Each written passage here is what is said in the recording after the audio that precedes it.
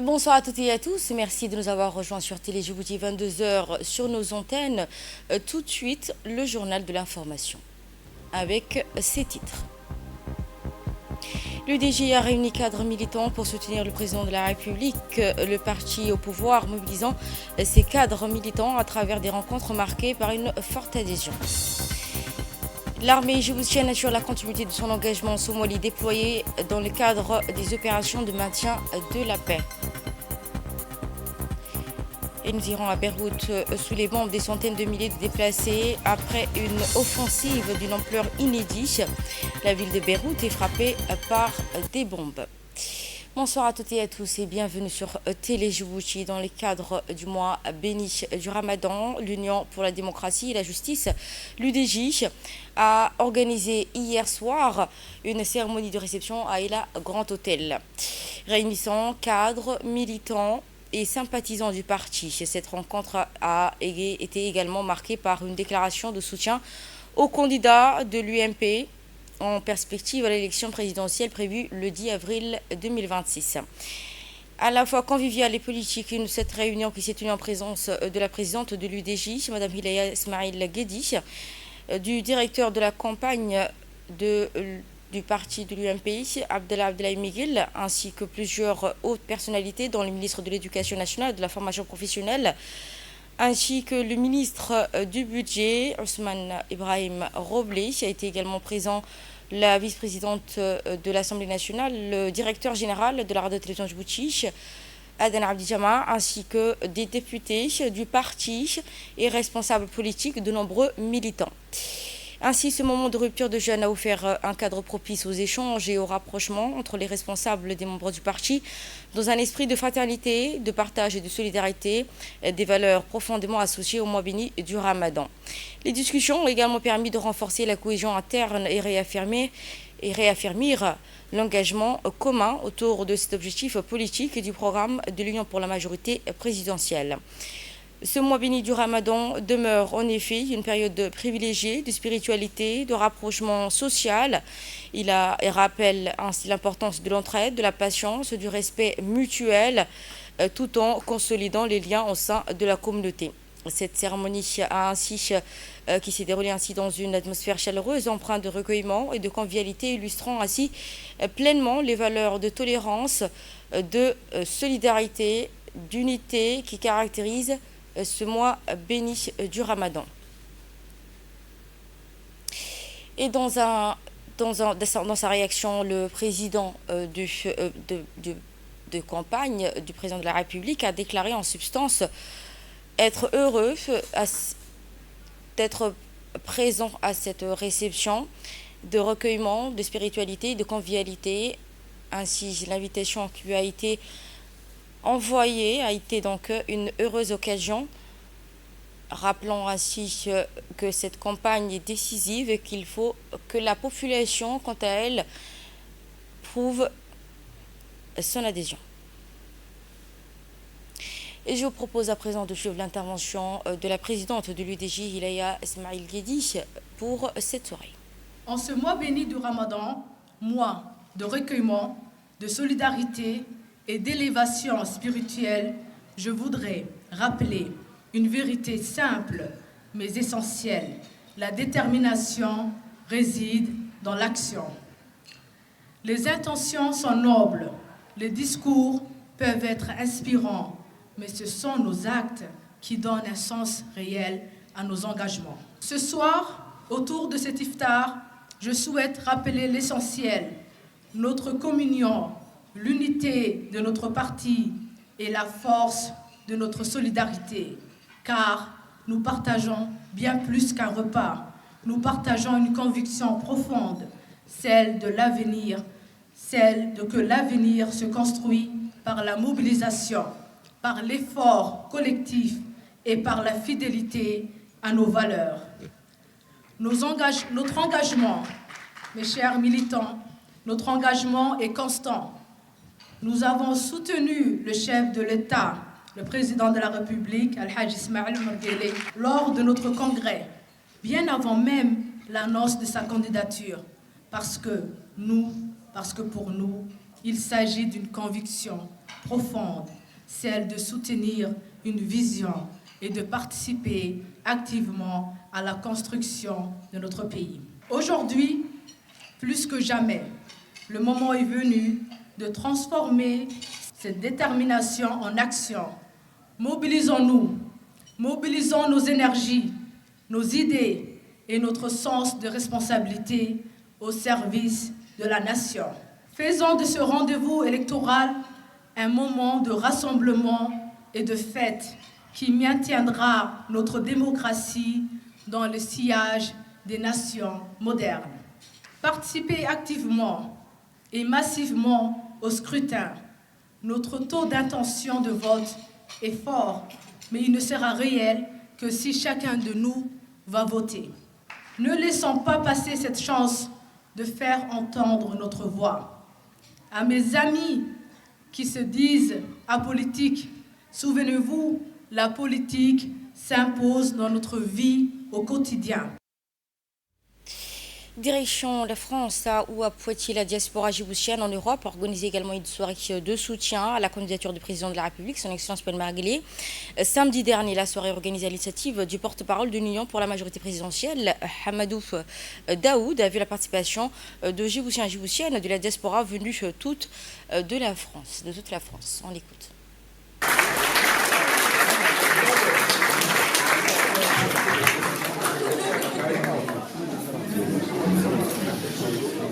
La diaspora djiboutienne en Europe, en partenariat avec l'amicale ADIS, l'amicale des Djiboutiens pour le développement, l'intégration et la solidarité, a organisé un iftar suivi d'un dîner le samedi 14 mars à Poitiers dans une salle de fête du château Les Clos de la Ribaudière. Cette cérémonie riche en couleurs qui s'est déroulée dans une ambiance très bon enfant a vu la participation du ministre délégué à la décentralisation, M. Kassim Haroun Ali, ainsi que celle de l'ambassadeur extraordinaire et plénipotentiaire de la République de Djibouti, accrédité auprès du Royaume de Belgique et de l'Union européenne, son Excellence, M. Aden Mohamed Dileta. Outre les officiels, de nombreux Djiboutiens venus des 4 coins de l'Hexagone et de Belgique ont marqué de leur présence cet événement qui témoigne de l'attachement de nos concitoyens à leur pays d'origine et du soutien inconditionnel et sans réserve qu'ils apportent à la candidature du 10 avril 2026 du président de la République et candidat de l'UMP, son Excellence, M. Ismaël Omar Guelleh. Les participants ont pris la parole tour à tour devant l'assistance dans une salle compacte. Parmi ces intervenants, Kadiga Daoud Abdallah, collégienne franco-djiboutienne âgée de 15 ans, a pris, au nom de la jeunesse djiboutienne de Poitiers, la parole pour dire la totale adhésion de nos jeunes compatriotes à la politique du président Guelleh, garant de la stabilité politique et économique de Djibouti. Avec conviction, notre attachement au président Guelleh, à sa vision, à sa gouvernance et aux orientations économiques et politiques qu'il a choisies pour l'avenir de notre pays. Ensemble, en tant que diaspora djiboutienne, nous affirmons notre soutien et notre confiance dans la poursuite de cette dynamique au service du développement et de la prospérité de Djibouti. Vive le président Ismaël Omar Guelleh, vive la diaspora établie en Europe, vive la communauté djiboutienne de Poitiers et vive la République de Djibouti. De son côté, Mohamed Adan Oumed, président de l'association de la diaspora djiboutienne en France, a également salué l'engagement du chef de l'État et exprimé son soutien à la candidature de celui-ci. Toujours dans le chapitre des interventions, M. Oumed Daoud Abdallah, porte-parole de la majorité présidentielle et organisateur de l'événement, a profité de l'organisation pour témoigner sa fidélité ainsi que celle des Djiboutiens de France et d'Europe au chef de l'État. Pour apporter notre soutien au président de la République, Ismaël Omar Guelleh, pour la candidature du 10 avril prochain. Naturellement, au même titre que nos concitoyens restés à Djibouti, la communauté djiboutienne implantée en Europe apporte sans réserve et de toutes ses forces son soutien au chef de l'État pour sa candidature le 10 avril pour de nombreuses raisons que je ne pourrais citer parce qu'elles sont tellement nombreuses que je ne pourrais même pas citer. L'ambassadeur de la République de Djibouti à Bruxelles, son Excellence M. Aden Mohamed Dileta, s'est exprimé devant ses compatriotes pour exposer les actions et les nombreuses réalisations du président de la République. Il a également profité de l'opportunité pour féliciter et encourager les initiateurs de l'événement. À l'occasion de ce mois sacré de Ramadan, moment privilégié de spiritualité, de partage et de solidarité. Votre rassemblement aujourd'hui illustre la vitalité et la cohésion de la diaspora djiboutienne. Pour clôturer la cérémonie, le ministre de la décentralisation, M. Kassim Haroun Ali, a également pris la parole au nom du gouvernement. Il a salué les initiatives des organisateurs et a assuré ces derniers du soutien plein et entier du gouvernement. Je tiens enfin à vous féliciter pour votre maturité politique et votre sens élevé de responsabilité. Votre engagement démontre que même loin de la patrie, votre attachement à Djibouti reste profond et indéfectible. Je vous encourage donc à continuer à vous mobiliser, à rester unis et solidaires derrière la candidature du président de la République, M. Ismaïl Omar Guelleh, afin de poursuivre ensemble l'œuvre de construction d'un Djibouti plus prospère, plus dynamique et plus résilient. Vive la diaspora djiboutienne, vive l'unité nationale, vive la République de Djibouti et vive son Excellence le président Ismaïl Omar Guelleh. Merci.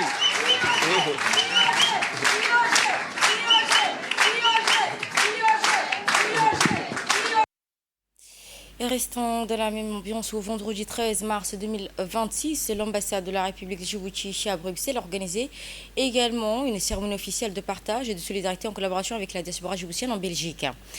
Cette rencontre visant ainsi à exprimer le soutien de la communauté aux candidats présidentiels ainsi le Ismaïl Omar Guelleh en vue de l'élection présidentielle prévue le mois d'avril prochain.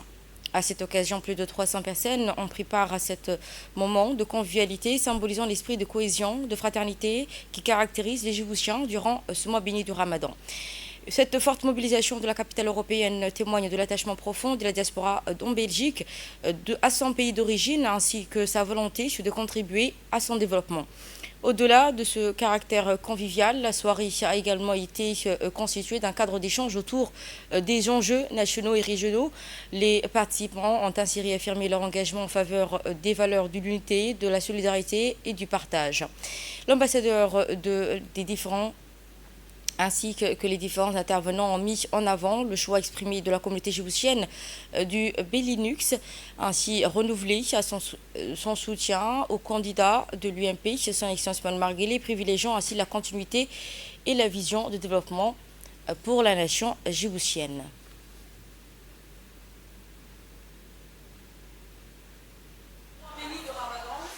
J'adresse mes salutations les plus profondes à son Excellence Monsieur le Président de la République, Ismaïl Omar Guelleh, ainsi que son épouse Khadra Mohamed Haït, à qui je leur souhaite une très longue vie et leur renouvelle notre soutien au 6e mandat. Alors, vive la République et vive Djibouti et vive au 6e mandat. Et dans son discours, l'ambassadeur Adan Mohamed Dileita a rappelé le rôle essentiel de la diaspora dans le rayonnement international et développement de Djibouti. Il a également insisté sur la nécessité de renforcer les liens entre la communauté djiboutienne du Benelux et notre mère patrie, afin de consolider la coopération et soutenir les efforts nationaux dans le développement. L'écoute. C'est une grande fierté de voir les Djiboutiens de Belgique, issus de toutes les communautés, réunis autour de la même table pour partager l'iftar. Ces moments témoignent de la force de notre unité, de notre attachement à nos valeurs de notre pays. Je suis convaincu qu'il est important de faire vivre ces initiatives chaque année. Cheikh Ali me demandait d'organiser ça chaque année. Je relève le défi, Inch'Allah. Je vous tiendrai promesse. On va demander aussi aux opposants de se joindre à nous, parce qu'avant tout, ce sont des Djiboutiens. Comme vous le savez, l'année 2026 sera une année décisive pour notre pays, avec l'élection présidentielle du 10 avril.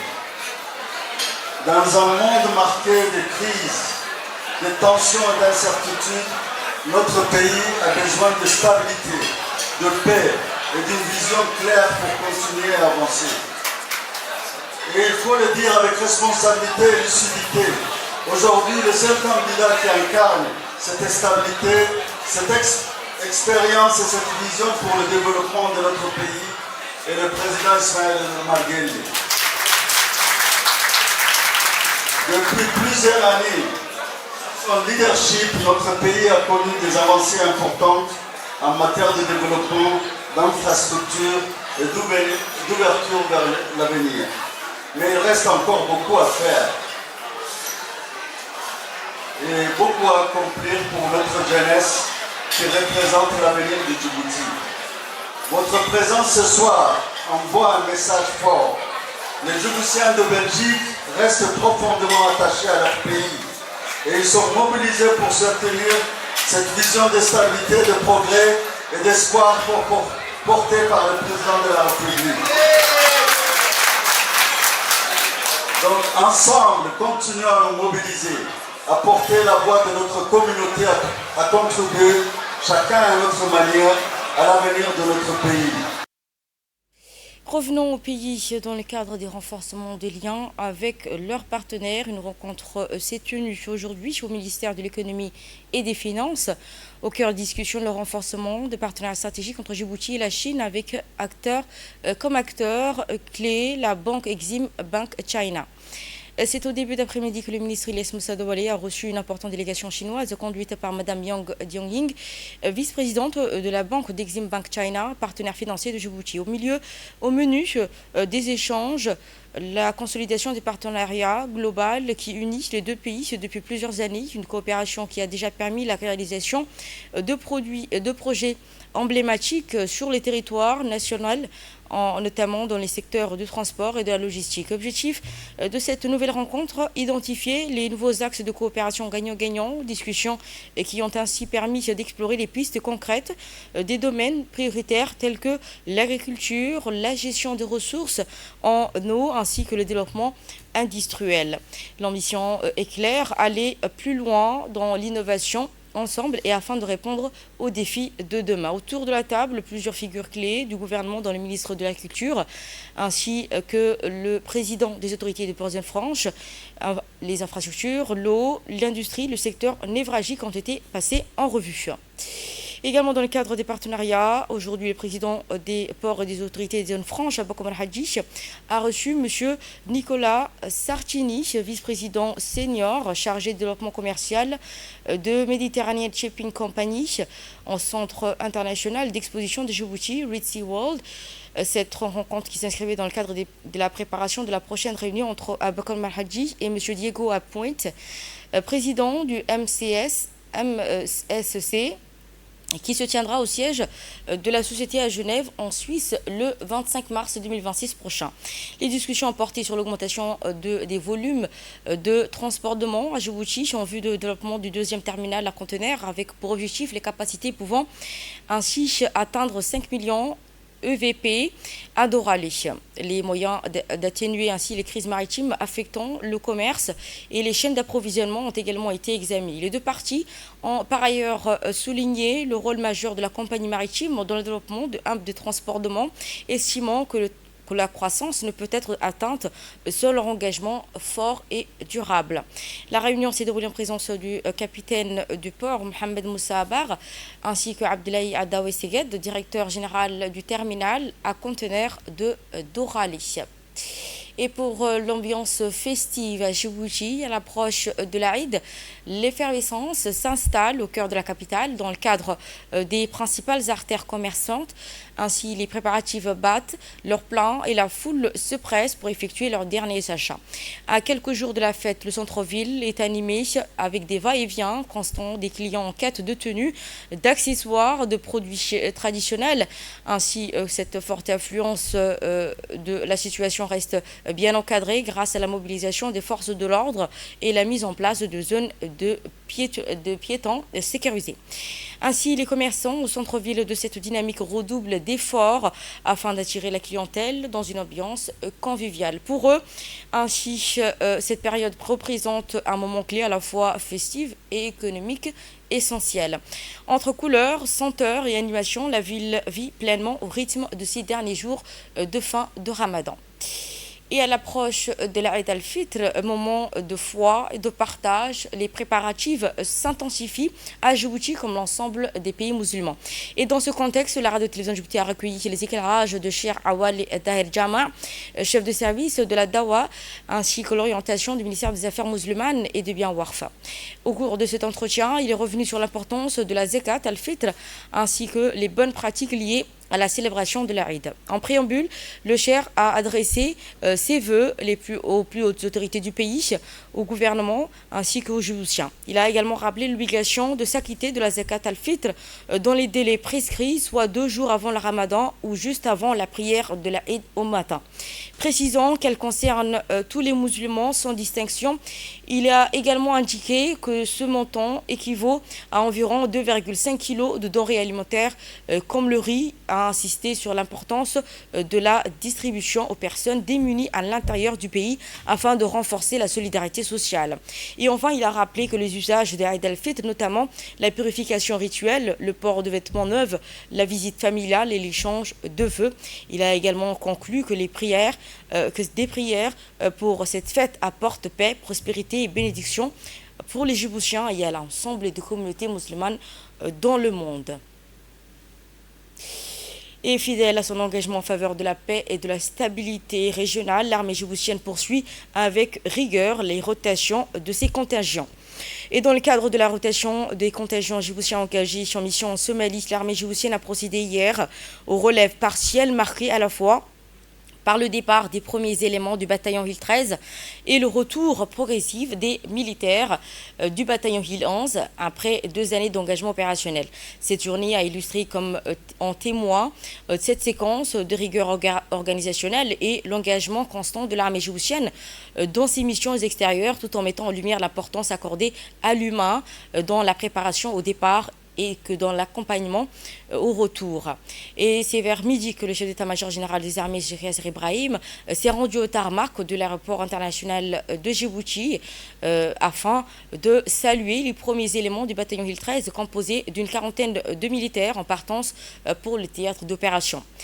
Dans une atmosphère à la fois solennelle et empreinte de fierté, le CMGA a tenu à marquer personnellement son soutien à ces soldats qui s'apprêtent à relever leurs frères d'armes engagés depuis plusieurs mois. À leur tête, le commandant de bataillon et le commandant Ahmed Aden Abdillahi a reçu les salutations militaires ainsi que encouragement du haut commandement de l'armée.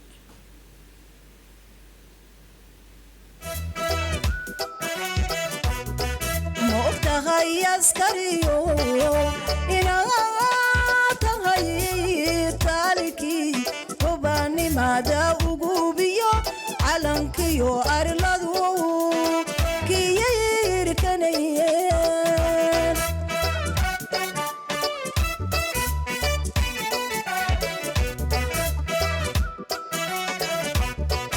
ina tahay awoodii lagu harsanayay ma og tahay askariyo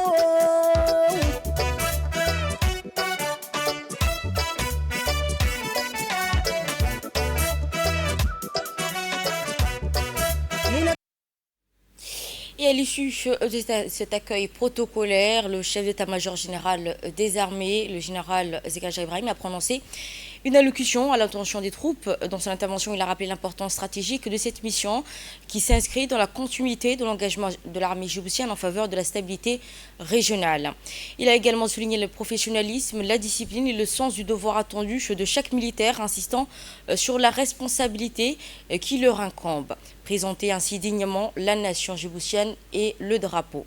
Le CMGA a également mis en lumière la notion de la continuité entre les contingents, rappelant que chaque relève s'inscrit dans la dynamique consécutive et collective où l'expérience des anciens contribue à la préparation des nouveaux. Et enfin, il a exprimé sa pleine confiance envers le commandement du bataillon Hill 13 ainsi qu'à l'ensemble de ses éléments. Et à l'issue du discours, les premiers éléments des bataillons Hill 13 ont procédé leur embarcation dans un climat mêlant solennité et détermination, sous l'œil attentif des équipes de communication. Visiblement fier de la mission qu'il leur est confiée, il affiche confiance, manifeste quant à sa réussite, conscient des responsabilités qui leur incombent d'honorer ainsi le drapeau et leur pays. Et peu après le décollage de l'appareil transportant Hill 13, un second avion a atterri sur le tarmac, marquant l'arrivée du premier élément de bataillon Hill 11, retour de mission après 2 années d'engagement.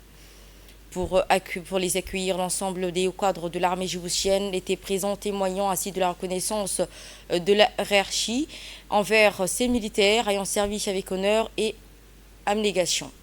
Conformément aux procédures en vigueur, ces personnels ont ensuite été orientés vers un dispositif complet de prise en charge.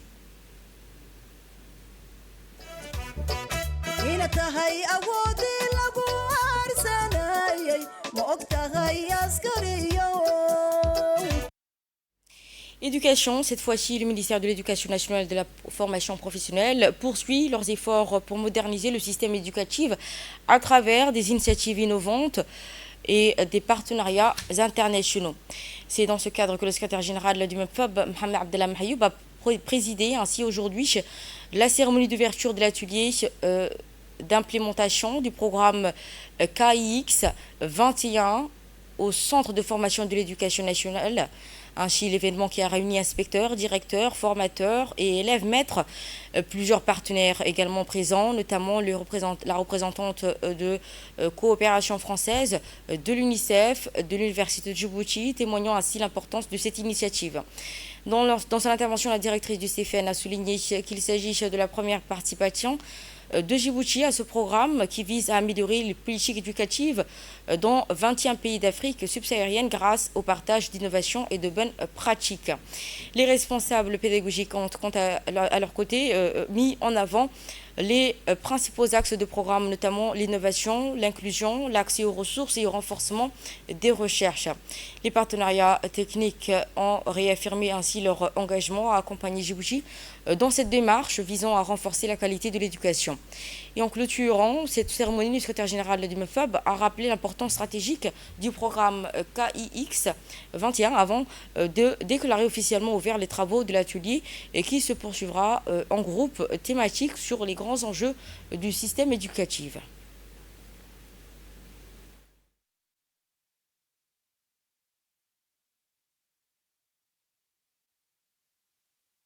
Se focaliser sur ce type de recherche, ça nous permettra d'être en phase avec l'environnement dans lequel on vit, le XXIe siècle, et avec les étudiants ou les apprenants qu'on a aujourd'hui, qui sont pour la plupart d'entre eux des gens qui sont nés dans cette génération que certains appellent génération Z, mais qui est la génération du numérique. Pour les plus vieux d'entre nous, on a du mal à s'accrocher, mais voilà, on y arrive tant bien que mal, mais on est obligé de vivre et de travailler dans cet environnement, monopolisé par le numérique, et on doit faire avec.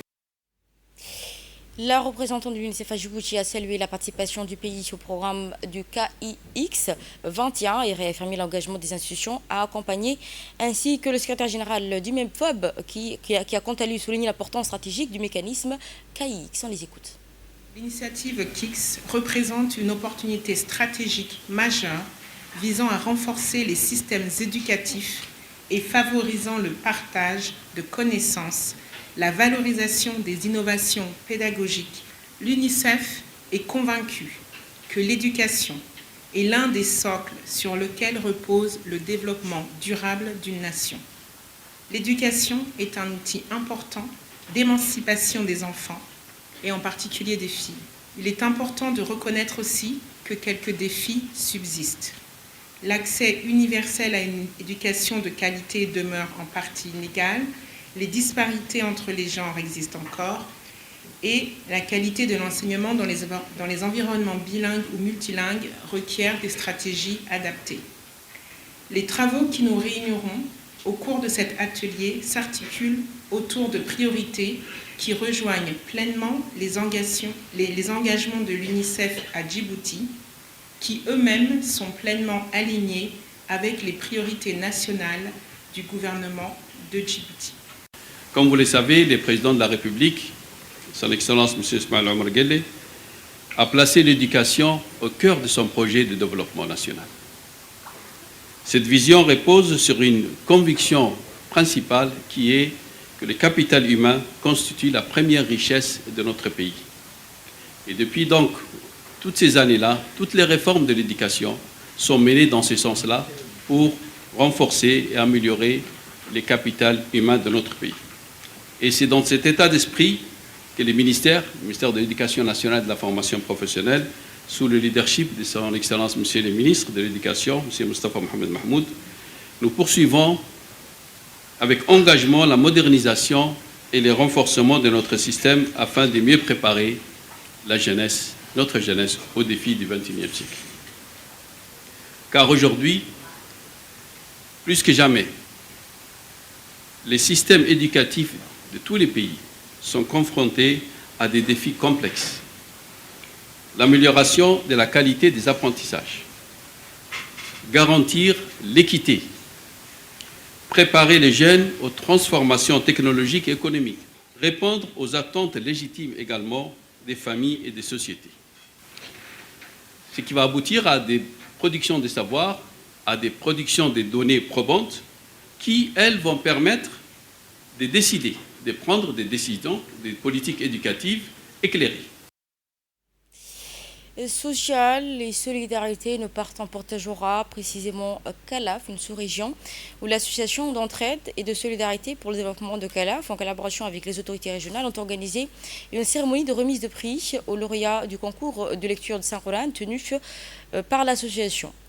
Ainsi, organisé en partenariat avec le comité de gestion du village, ce concours religieux également réunit des jeunes filles et garçons autour des différentes thématiques liées à l'enseignement de l'islam. La cérémonie qui a enregistré la participation du préfet, du préfet adjoint Habib Djilani, ainsi que vice-président du conseil régional Abdou Omar, de M. Ali Gadile, président de l'annexe RPP de Tajora, ainsi que du chef du village Chihim Sambourouf. Le président de l'association Abouakar Adoita a exprimé ses remerciements à tous les participants ainsi qu'aux partenaires qui ayant contribué au bon déroulement de cette cérémonie de remise ainsi qu'au concours de e-compétition qui a réuni plusieurs candidats. Je me nomme Fatou Taïsi Chehem, je suis coordinatrice communication et partenariat de l'association ASDK et aujourd'hui nous sommes ici dans mon village natal à Calaf pour un événement qui est vraiment très particulier pour nous. Nous sommes très contents d'avoir pu recevoir toutes ces personnalités à Calaf. Nous remercions également le chef de village et le comité pour tout ce qu'ils ont pu faire aujourd'hui dans l'organisation et le soutien qu'on a pu avoir. Et ça a été une belle réussite. Et dans le cadre des forces de l'ordre, suite à des renseignements recoupés, les éléments de la brigade de la gendarmerie de Demerjok ont mené une opération ciblée de lutte contre la contrebande dans leur zone de compétence. Au cours de cette intervention, les gendarmes ont procédé à la saisie de 12 cartons de cigarettes ainsi que de 2 cartons de produits de dépigmentation, tous issus du circuit illicite. Divers autres médicaments ont également été découverts et saisis dans le cadre de cette opération. Par ailleurs, 4 individus ont été interpellés puis placés en garde à vue pour besoin d'enquête. Et à l'issue des investigations menées par les services compétents, ils ont été déférés devant la justice conformément à la procédure en vigueur. Cette opération qui s'inscrit dans le cadre des efforts continus, des efforts des forces de sécurité visant à lutter contre la contrebande et à protéger la santé publique et également l'économie de la nation. Et sport, pour terminer, sous l'égide du secrétaire d'État chargé au sport, l'association des anciens pratiquants des sports de boules ainsi de quartier 6 a clôturé hier soir son traditionnel tournoi de Ramadan, événement devenu véritable tradition placé sous le signe de la convivialité, du fair play et de l'esprit sportif. Organisé à l'occasion du mois béni du Ramadan, ce rendez-vous qui a réuni des vingtaines d'équipes venues des différents quartiers de Djibouti-Ville, les formations de 3 communes de la capitale, Razika, Belaous et Balbala, ont répondu présent, offrant ainsi au public des rencontres disputées et de bon niveau. La finale s'est déroulée dans une ambiance chaleureuse et fraternelle en présence du président de l'association sportive de Pétang, Mohamed Youssouf Saban, ainsi salué l'engagement des participants et la réussite de l'organisation de l'ensemble de cette compétition. Et au-delà de l'aspect sportif, ce tournoi aura surtout été un moment de partage, de cohésion sociale et de promotion des sports de boules très populaires auprès de la population. Et de là, nous passons à l'actualité de nos frontières. Ainsi, des bombardements intensifs ont frappé le banlieue de Beyrouth, provoquant ainsi des vastes catastrophes humanitaires et déplacements de centaines de milliers d'habitants après un ordre d'évacuation massive. Des quartiers entiers ont été détruits, laissant derrière eux des habitations et des infrastructures gravement endommagées, tandis que les frappes se poursuivent. La situation suscite de vives inquiétudes au niveau international, alors que de nombreux civils se retrouvent sans abri ni accès suffisant aux besoins essentiels. Et ce sera tout. Merci à toutes et à tous de nous suivre depuis Télé Djibouti. C'était le journal de l'information.